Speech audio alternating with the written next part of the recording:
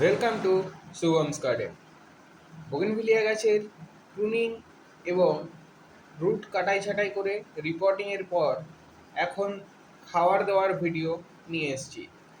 আমি একটি organic mixed খাবার গাছগুলিতে প্রয়োগ করি প্রত্যেক মাসে একদিন করে, এবং তাতেই গাছের গ্রোথ খুব সুন্দর হচ্ছে। চলো দেখাই কীভাবে এই অর্গানিক মিক্সড খাবারটি তৈরি করব। এখানে আমি এই যে চামচটি ব্যবহার করছি, এটি 15 গ্রামের একটি চামচ। এর মাপে আমি খাবারগুলি নেব।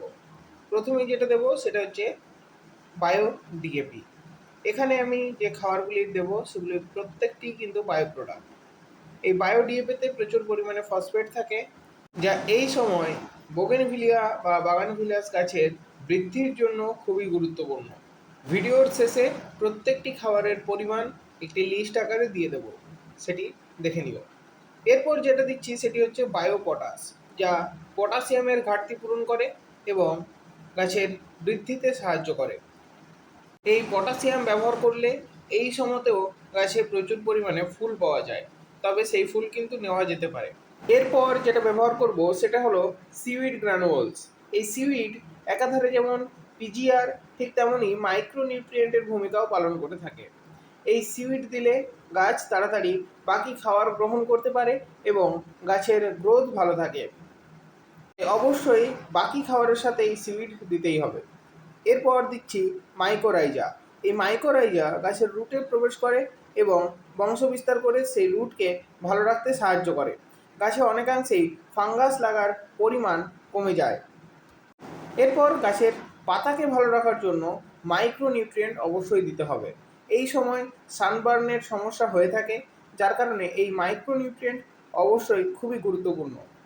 তারপর দিচ্ছি ট্রাইকোডার্মা ভিরিডি। প্রথমেই বলে রাখি, যেহেতু আমি প্রথমে বায়োডিএপি ব্যবহার করলাম, তার কারণে এই ট্রাইকোডার্মা খুব একটা কাজ করে না।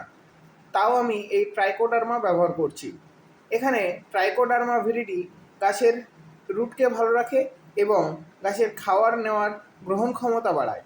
তারপর এখানে আমার হাতে রয়েছে দুই ধরনের হিউমিক অ্যাসিড, একটি পাউডার ফর্মে এবং একটি গ্রানুলস ফর্মে। এখানে যে কোনো একটি ব্যবহার করা যেতে পারে, তবে অবশ্যই হিউমিক অ্যাসিড ব্যবহার করতেই হবে, কারণ এই হিউমিক অ্যাসিড এই গরমের মধ্যেও গাছের রুটকে ভালো রাখে এবং রুটকে সাদা রাখতে সাহায্য করে। আমি এখানে দানাদার হিউমিক অ্যাসিড ব্যবহার করলাম, চাইলে কেউ পাউডার হিউমিক অ্যাসিডও ব্যবহার করতে পারো, পরিমাণ একই হয়। এরপর সমস্ত উপাদানগুলিকে ভালোভাবে মিশিয়ে নিতে হবে এবং একটি বাতাসরুদ্ধ কন্টেনারে আবদ্ধ করে রাখতে হবে, এবং প্রত্যেক মাসে এই 15 গ্রামের চামচের আমি 1 চামচ করে ব্যবহার করে থাকি। এই খাবারটি মাটিতে ব্যবহার করলে আর কোনো রকম খাবার ব্যবহার করার প্রয়োজন হয় না। এর পরবর্তীতে বর্ষার সময় যদি ফাঙ্গাসের প্রবলেম হয়, তবে অবশ্যই ফাঙ্গিসাইড ব্যবহার করতে হবে। আর বোগেনভিলিয়াতে খুব একটা পোকার আক্রমণ হয় না, যার কারণে আমি পেস্টিসাইড ব্যবহার করি না।